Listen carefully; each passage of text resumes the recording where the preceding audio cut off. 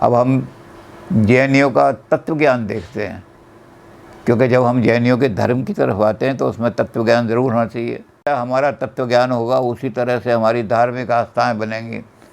तो जैनियों ने माना कि ये जो संसार है इसका निर्माण जिन चीज़ों से होता है इसको इन्होंने तत्व कहा, सत्य कहा, पदार्थ कहा, द्रव्य कहा। ये सब एक ही पर्यायवाची शब्द है, सबके एक सही अर्थ है।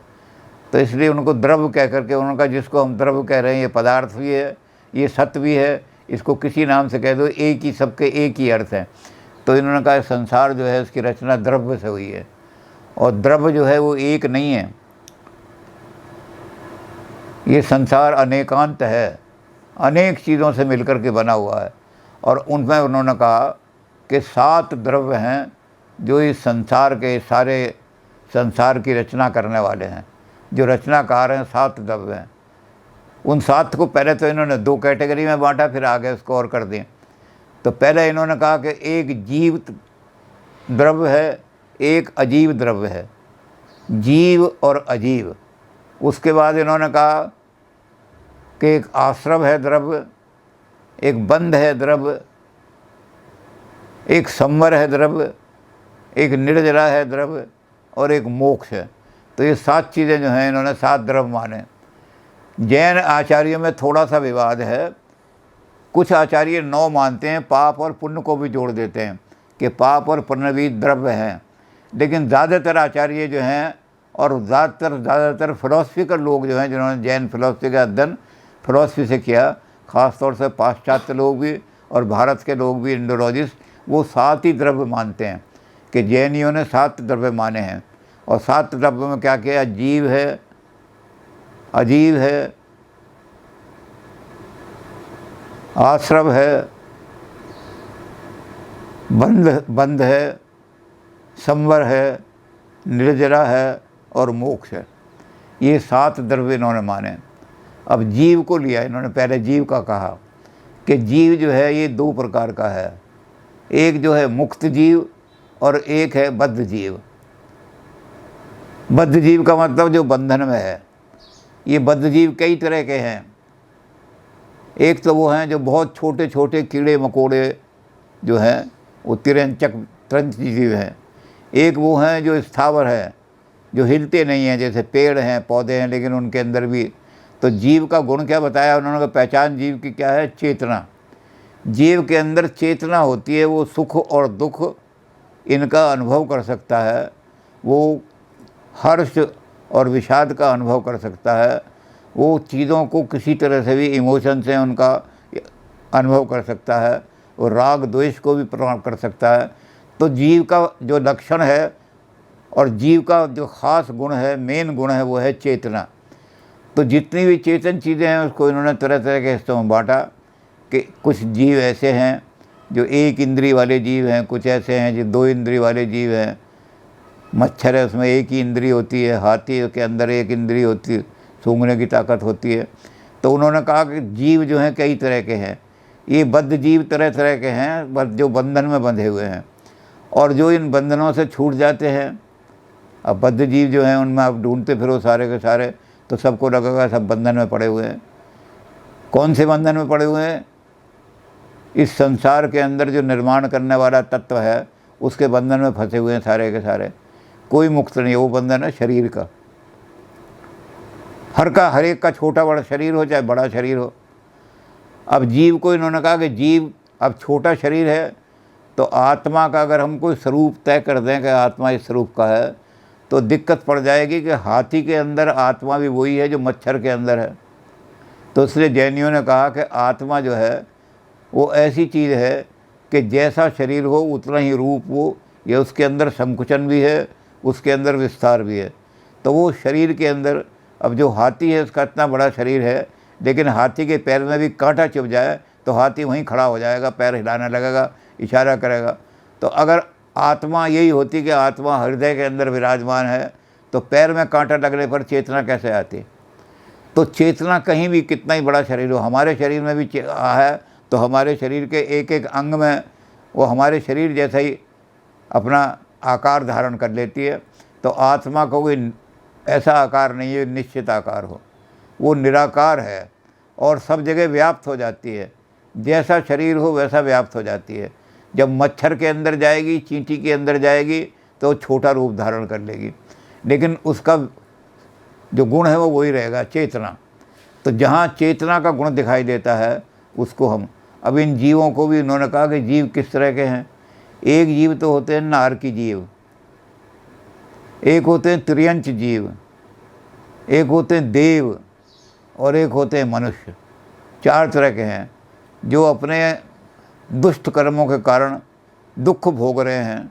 ऐसा दुख भोग रहे हैं जिस दुख को सहन भी नहीं कर सकते, तड़प रहे हैं हर तरह के दुख में।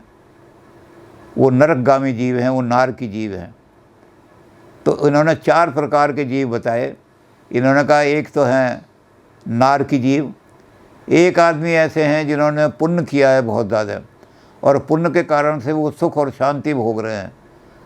वो ऐसे धाम में बैठे हुए हैं जहाँ सुख और धाम सिद्ध जगह बैठे हुए हैं। ये देवता हैं, देवता प्राणी हैं। और उसके बाद जो तिर्यंच जीव हैं वो कीड़े मकोड़े पशु पक्षी सारे के सारे उसमें आ जाते हैं। और चौथे हैं मनुष्य। ये 4 प्रकार की इन्होंने कैटेगरी बना के कहा कि जीव, इसमें फिर लाखों इन्होंने उसके नाम दे दिए कि इतने कीट पतंग में ऐसे होंगे, भौरे के भौरा केवल सूंघने की शक्ति रखेगा, फलाना ऐसी रखेगा। तो जैनियों ने अपने धर्म में बहुत विस्तार से चीज़ों का वर्णन किया है, इसलिए जैन धर्म की स्टडी भी बड़ी कॉम्प्लेक्स हो जाती है। अब ये जीव जो हैं ये तो सारे बंधन में फंसे हुए हैं। इन बंधन को अगर तोड़ दिया जाए तो आदमी मुक्त जीव बन जाएगा। मुक्त जीव ही आत्मा कहलाता है, प्योर हो जाएगा वो। उसके ऊपर कोई पुद्गल का बंधन नहीं रहेगा, मैटर का कोई बंधन नहीं रहेगा, मैटर नाम की चीज़ उसके निकट भी नहीं होगी। तो वो मुक्त जीव जो है अपने स्वरूप को प्राप्त कर लेता है। उसके स्वरूप में क्या है, आत्मा के स्वरूप में भी चेतना तो उसका गुण है।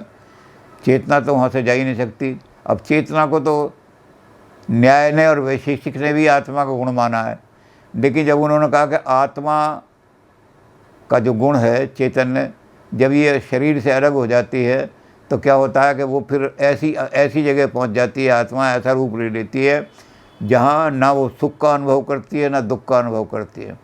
यानी चेतना एक एक्सीडेंटल क्वालिटी है। जब वो शरीर के संपर्क में आएगी तो वो चेतना आ जाएगी उसके अंदर, और वो कोई इसका नेसेसरी ऐसा गुण नहीं है। जैनी इस बात को नहीं मानते। जैनी कहते हैं ये जो गुण है, ये चेतना का गुण, ये उसका अनिवार्य गुण है।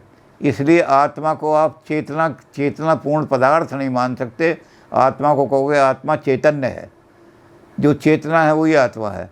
इसलिए जब वो चेतना अपने पूर्ण रूप को प्राप्त कर लेती है तो वो मुक्त हो जाती है। और उसके पूर्ण रूप में क्या है, 4 चीज़ें हो जाती हैं उसकी। वो 4 चीज़ें आत्मा का लक्षण है, और वही 4 चीज़ें जो हैं वो आत्मा को देवत्व की तरफ ले जाते हैं। वो आदमी केवली बन जाता है, वो आदमी संसार के अंदर परफेक्ट सिद्ध पुरुष बन जाता है। और सिद्ध जो आश्रम है, सिद्ध स्थान जो है, वहीं उसका निवास होता है। तो 4 चीज़ें कौन कौन सी हैं? पहली चीज़ उन्होंने कहा कि अनंत ज्ञान। जो आत्मा सारे विकारों को अपने से दूर कर देगी, उसके ज्ञान में कोई रुकावट नहीं रहेगी। उसका ज्ञान त्रिकालज्ञ हो जाएगा। वो यहाँ बैठे बैठे भी दूर की वस्तुओं को देख सकता है, वो आगे का भी देख सकता है, पीछे का भी देख सकता है। तो पहली चीज़ अनंत ज्ञान हो जाएगा। फिर दूसरी चीज़ जो है उसके अंदर कि अब अनंत ज्ञान हो गया तो उसके अंदर दूसरी चीज़ आएगी अनंत दर्शन। अनंत दर्शन का मतलब उस आत्मा के अंदर पूरा परफेक्ट जो ज्ञान है, क्या क्या चीज़ कहाँ कहाँ है, उसको पूरा प्राप्त करके सारी दृष्टि प्राप्त हो जाएगी उसको। तो वो पार्शली नहीं देखेगा, फिर वो होल को देखने वाला हो जाएगा। ओमनी जिसको कहते हैं ओमनी साइंट और ओमनी पोटेंट बन जाएगा। फिर अनंत वीर्य। जब आदमी की कोई रुकावट नहीं है, उसके ज्ञान में भी कोई रुकावट नहीं, उसके दर्शन में भी कोई रुकावट नहीं, तो आदमी क्या होगा, वो अनंत वीर्य बन जाएगा। और जब आदमी अनंत बन जाता है, उसकी कोई रुकावट नहीं, कोई बाधा नहीं, तो अनंत आनंद हो जाता है। तो ये अनंत चतुष्टय जो है, ये आत्मा का जो रियलाइज सोल हैं, जिन्होंने अपने आप को बंधन से मुक्त कर लिया है, उन त्रिलय सोल का ये चार जो स्वरूप है, ये स्वरूप प्राप्त हो जाता है आत्मा को, अपना स्वरूप। इस स्वरूप को प्राप्त करके आत्मा जो है महान आत्मा बन जाता है। इसको चाहे आप दूसरी भाषा में कहें, संस्कृत भाषा में, तो आदमी आत्मा से परमात्मा बन जाता है, जीव से परमात्मा बन जाता है।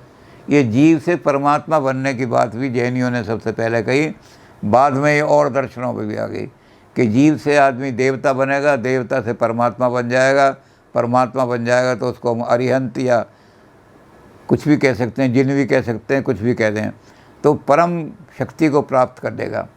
तो ये जैनियों ने जीव का लक्षण दिया। अब उन्होंने अजीव की बात कही। अजीव क्या है? तो उन्होंने कहा जिसमें चेतना नहीं है, जिसमें रूप है, गंध है, जिसके अंदर हमने रूप देखा, जिसके अंदर स्पर्श है, स्पर्श करने की शक्ति, जिसके अंदर साउंड है, श्रवण शक्ति, ये सारी श्रोत की शक्ति, तो जिसमें ये चार चीज़ें मौजूद हैं, उसको हम कहेंगे, लेकिन चेतना नहीं है इसमें, तो उसको हम कहेंगे कि ये है अजीब पदार्थ। तो अजीब पदार्थ जो हैं, जो जीव नहीं है, नेगेटिव बना दिया, जीव के साथ ए लगा दिया तो अजीब। ये नॉन सोल जो हैं, ये नॉन जीव जो हैं, ये क्या हैं? इसमें पहली चीज़ उन्होंने कही पुद्गल। ये पुद्गल शब्द भी जैनियों की देन है। बौद्धों ने भी पुद्गल शब्द का प्रयोग किया है, लेकिन बौद्धों ने पुद्गल कहा है आत्मा को, पर जैनियों ने कहा कि पुद्गल तो मैटर है। पुद्गल का मतलब जिसमें चेतना नहीं है, जिसमें केवल स्पर्श है, गंध है, जिसके अंदर श्रवण शक्ति है, श्रवण का गुण है, सुनने सुनाए जाने का, और जिसके अंदर गंध है, ये चार जिसमें दिखाई दे रहे हैं लेकिन चेतना नहीं है, उसको हम कहेंगे पुद्गल। अब ये पुद्गल को भी, पुद्गल की व्याख्या बहुत है, क्योंकि जैनियों का मैंने कहा बड़ा कॉम्प्लेक्स है, एक एक चीज़ के बड़े बड़े गुण दिए हैं।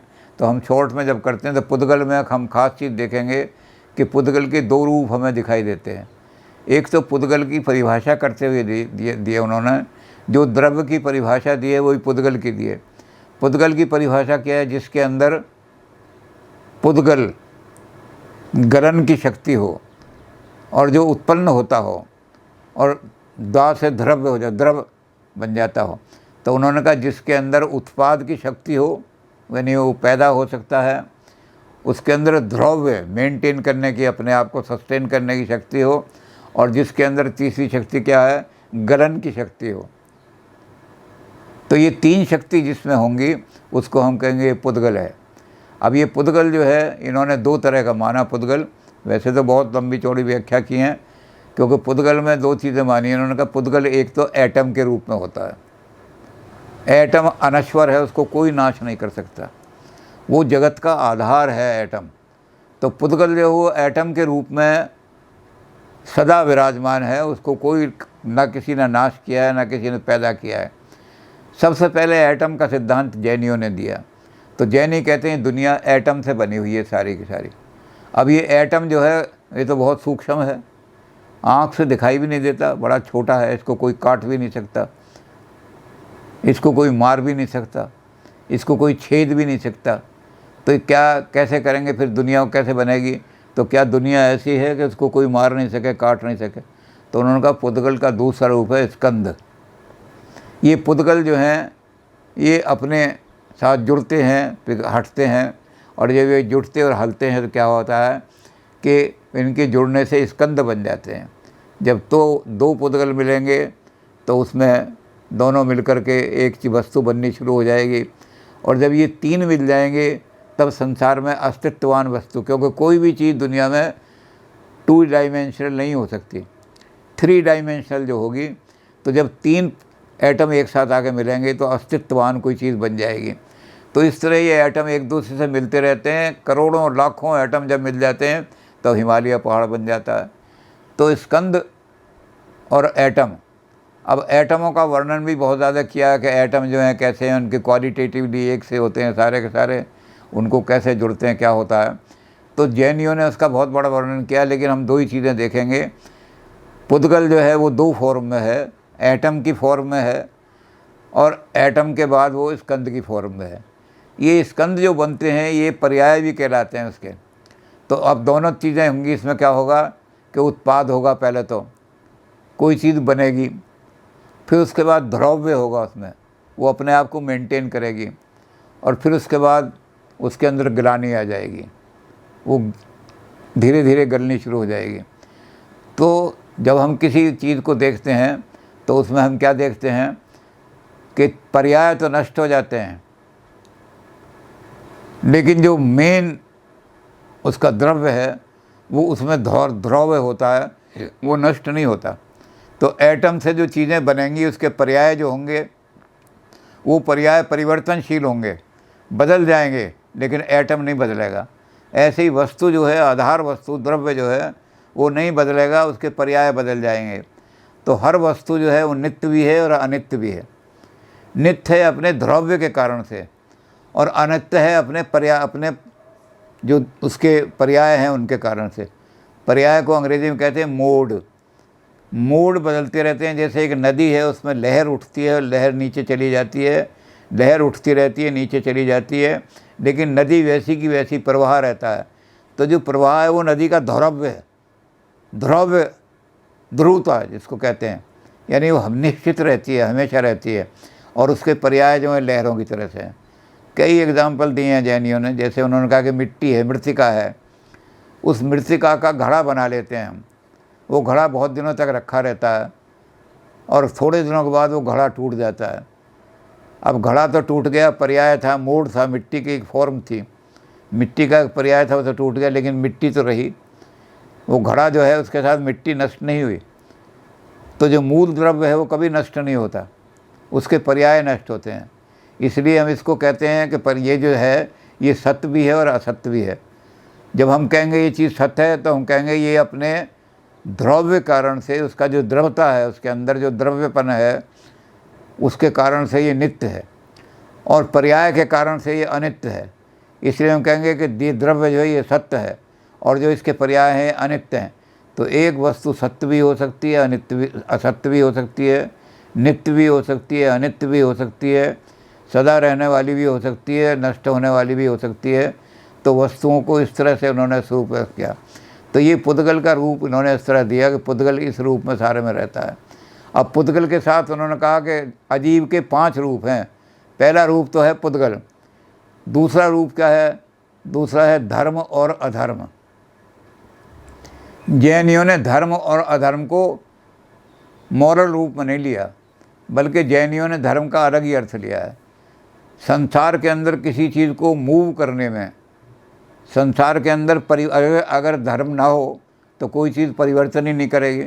तो धर्म का कर दिया कि जो मीडियम है परिवर्तन का, जिसके मोशन का, जो मीडियम है मोशन का, जिसके द्वारा, जैसे मछली है तो मछली में पानी जो है उसको उसका मीडियम बना है, तो हम कहिए धर्म है, पानी मछली के लिए मीडियम है तैरने का। तो धर्म का मतलब है जो मोशन का मीडियम है वो धर्म है। और जब उस मोशन को रोकते हैं, इनर्शिया लाते हैं, जैसे इसने कहा न्यूटन ने कि हर चीज़ जो है वो एक ही स्थिति में रहेगी, अगर कोई विरोधी तत्व और बराबर की शक्ति वाला तत्व उसको नहीं जोड़ता तो वो रुक नहीं सकती। तो जब उसको रोकने का काम आएगा तो कोई चीज़ उसके आगे अड़ा दी जाएगी, तो जब वो अड़ जाएगी तो वो रुक जाएगा।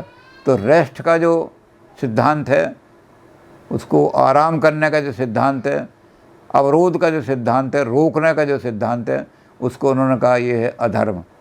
तो जैनियों ने इसको धर्म और अधर्म माना।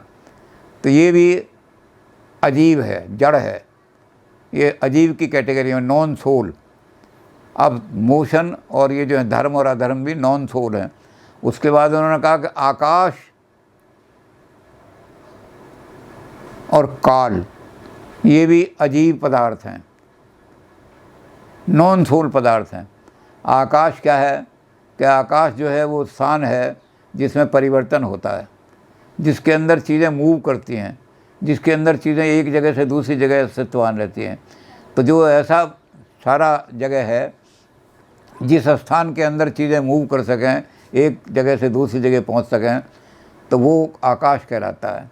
ये आकाश जो है ये इसके भी जैनियों ने कई हिस्से किए हैं, अलग अलग तरह का लोक आकाश है, कौन सा आकाश है, सारे।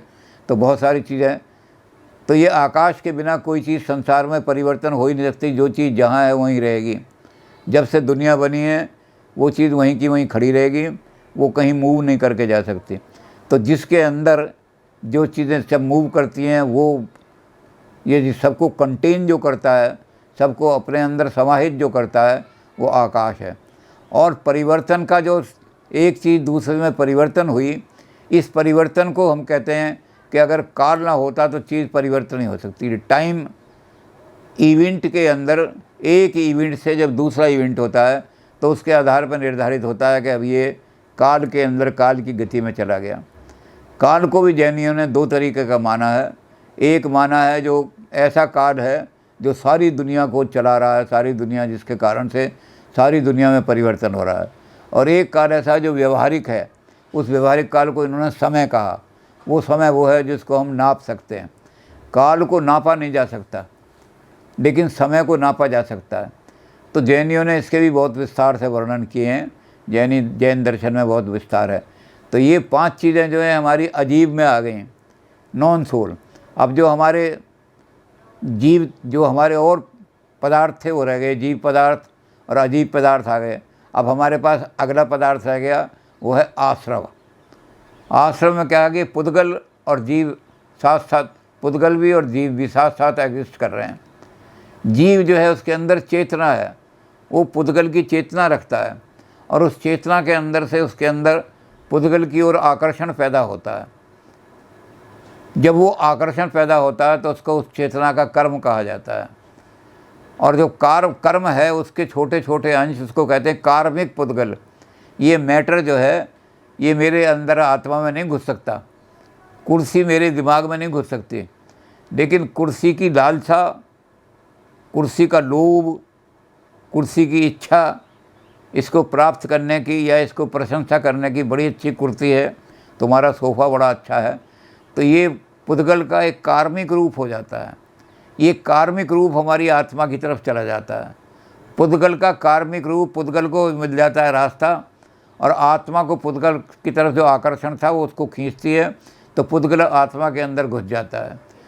तो पुद्गल, कार्मिक पुद्गल का आत्मा के अंदर जो घुसने का एक